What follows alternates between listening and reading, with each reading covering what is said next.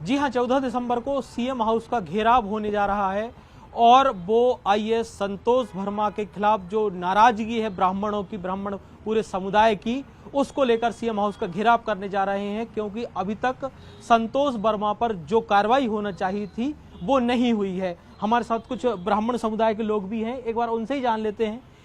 संतोष वर्मा को मंत्रालय से तो हटा दिया है, उसके बाद भी आप लोगों का नाराजगी शांत नहीं हो रही? देखिए,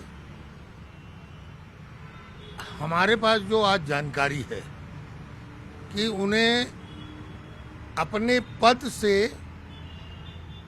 हटाकर और उनके मूल विभाग सामान्य प्रशासन विभाग से संबद्ध कर दिया गया है, उनसे कार्य छीन ले लिया गया है। लेकिन ये सजा की श्रेणी में नहीं आता। जिस प्रकार का उस गंवार शब्द उसके लिए उचित है, क्योंकि आरक्षण से बना हुआ आईएएस है, चोरी से बना हुआ आईएएस है, फर्जी तरीके से बना हुआ आईएएस है, इसलिए ये शब्द उपयुक्त है उसके लिए। इस प्रकार का ये सामान्य प्रक्रिया है, ये सजा के प्रावधान में नहीं है। जिस प्रकार का अपराध उसने किया है, जिस तरीके से हमारी बेटियों के लिए उसने गंदे शब्दों का उपयोग किया है, ये सजा की श्रेणी में नहीं आता। हमारी मांग है सरकार उसे बर्खास्त करे, उसको तत्काल निलंबित करे और बल्लभ भवन में सामान्य प्रशासन विभाग से भी संबद्ध न करके सड़क पे लाए, ताकि हम उसको उसकी हैसियत बता सके। लेकिन सर, उन्होंने एक बार माफी तो मांग ली थी। उनका कहना था उनको किसी भी बेटी को उनके विषय में उनका ऐसा कहना नहीं था, एक सामान्य बात उन्होंने कही थी।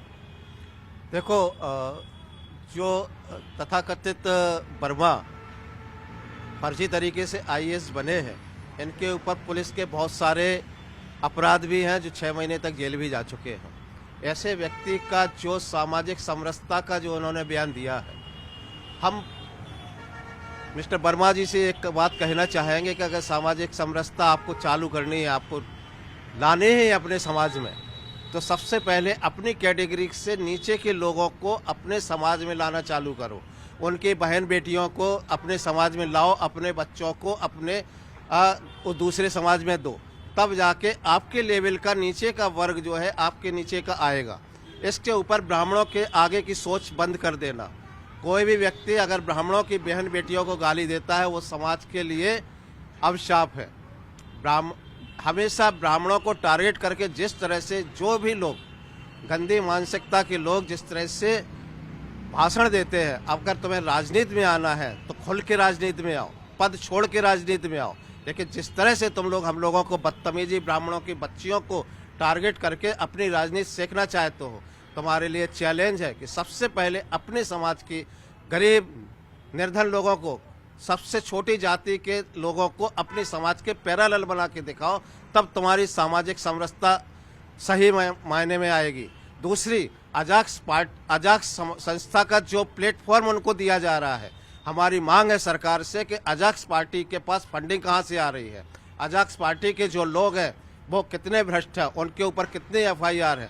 सरकार इस पर भी जांच रखे कि अजाक्स संस्था के ऊपर जो फंडिंग आ रही है वो कहां से आ रही है।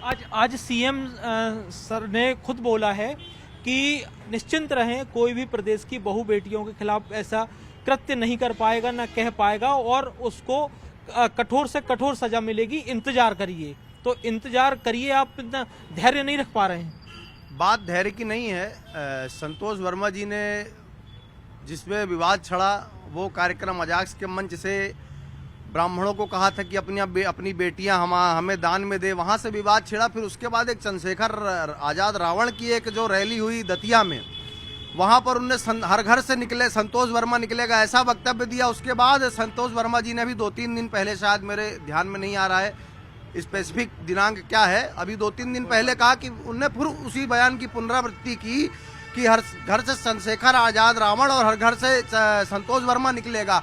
अब धैर्य की बात यहाँ पे कहाँ से आ गई? धैर्य कहाँ से रख पाएंगे जब उस व्यक्ति को यह समझ में नहीं आ रहा है कि मेरे को सरकार ने शोकाज नोटिस दिया, उसे सरकार का डर होता, उसे समाज का डर होता, तो वो ऐसे वक्तव्य की पुनरावृत्ति करता ही नहीं।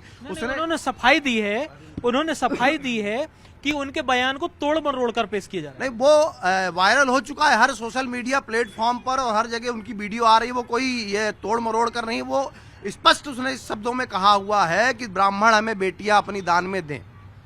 सर मतलब सीएम हाउस का घेरा तय है और उसके अलावा जब तक की कठोर सजा उनको नहीं दी जाए तब तक आप रुकने वाले नहीं हैं। देखिए, कल के आदेश के बाद आज हमारी दोपहर में पुनः एक सारे संगठनों की बैठक हुई।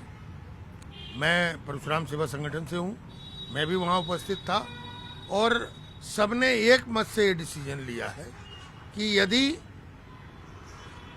बर्खास्तगी का जो अनुशंसा सरकार ने केंद्र सरकार को भेजी है उसकी हार्ड कॉपी पब्लिक डोमेन में आएगी, हमारे संगठनों के पास आएगी, सोशल मीडिया पर आएगी, जनसंपर्क विभाग से जारी की जाएगी, तब हम पुनः बैठक करके अपने 14 तारीख के आंदोलन पर विचार कर सकते हैं।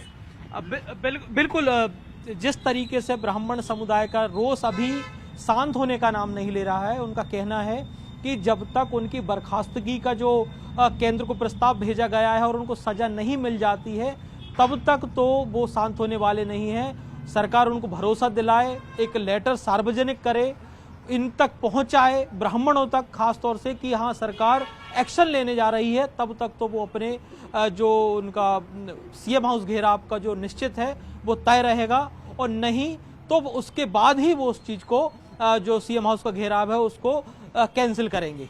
जी।